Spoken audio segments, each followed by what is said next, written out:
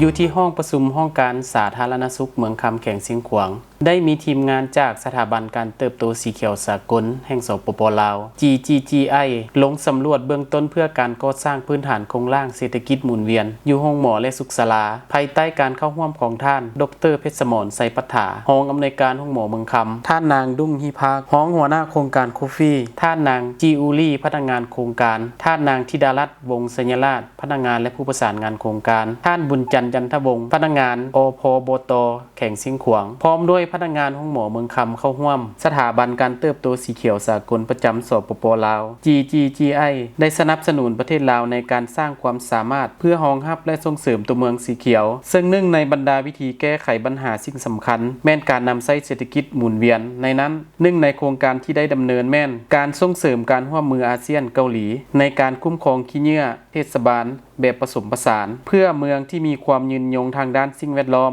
โดยได้รับทุนสนับสนุนจากกองทุนร่วมมืออาเซียนเกาหลีโครงการดังกล่าวได้มีการพัฒนาแนวคิดโครงการเริ่มต้น3โครงการที่สำคัญอยู่สปป.ลาวซึ่งรวมมีการสร้างวิธีแก้ไขปัญหาในรูปแบบเศรษฐกิจหมุนเวียนและพื้นฐานโครงร่างการรีไซเคิลขี้เหยื่อในเทศบาลและบรรดาห้องหมอแขวงเมืองที่ถือคัดเลือกโครงการจะช่วยลดพรหลีกเลี่ยงการปล่อยไอพิษคาร์บอนและมีเทนจะมีการประเมินปริมาณผ่านการสำรวจเบื้องต้นประกอบส่วนลดพรค่าใช้จ่ายในการกำจัดขี้เหยื่ออยู่บรรดาห้องหมอเมืองห้องหมอแขวงจะได้รับผลประโยชน์จากการเข้าถึงการบริการคุ้มครองขี้เหยื่อให้ดีขึ้นการสำรวจเบื้องต้นได้ถูกจัดตั้งขึ้นเพื่อลงสำรวจ6เมืองประกอบมีเมืองแปกเมืองคำเมืองคูนเมืองภูกูดและเมืองผาไซ